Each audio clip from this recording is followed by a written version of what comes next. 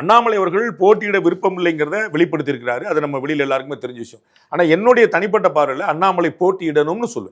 நீங்க ஒரு தலைவருக்கு அழகு, அது வந்து ஒரு நீங்க போட்டிட்டாகணும். அது ஜெயிக்கிற தேர்தல் தோக்குற தேர்தல் அது மேட்டர் இல்லை. பார்லிமெண்ட் எலெக்ஷன்ல போட்டிட்டீங்க, நீங்க வந்து ஸ்டேட் பாலிடிக்ஸ்ல தான் ஃபோக்கஸ் பண்றீங்க. பல முறை இன்னைக்கு வரைக்கும் உங்களுக்கு அகில இந்திய பதவி கொடுக்காததுக்கான முக்கியமான காரணங்கள் ஒரு காரணம் வந்து நீங்க ஆல் இந்தியா பார்த்தீங்கன்னா நீங்க அகில இந்திய பொதுச்செயலாளர் போட்டீங்கன்னா உங்களை அசாம்ல பொறுப்புல போடுவாங்க.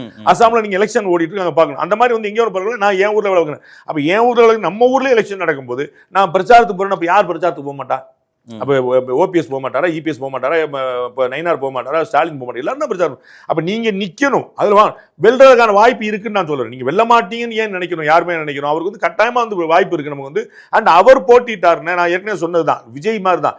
அவர் எந்த தொகுதியில போட்டிட்டாலும் அது அவர் ஆமா, அந்த தொகுதி வந்து எல்லாருடைய கவனம் பெற்று அப்ப நிக்கலாம். அப்படிங்க அது போக நிச்சயமா அந்த தொகுதியில போட்டியிடக்கூடிய யாரோ ஒருத்தோட 100 ஓட்டு கூட தான் வாங்குவார்.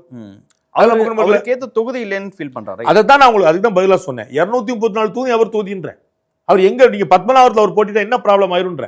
போன முறை பார்லிமெண்ட்ல ராமநாதபுரத்தை அவங்க சஜஸ்ட் பண்ணாங்க. அவருக்கு ராமநாதபுரத்துக்கு அவருக்கு என்ன சம்பந்தம்?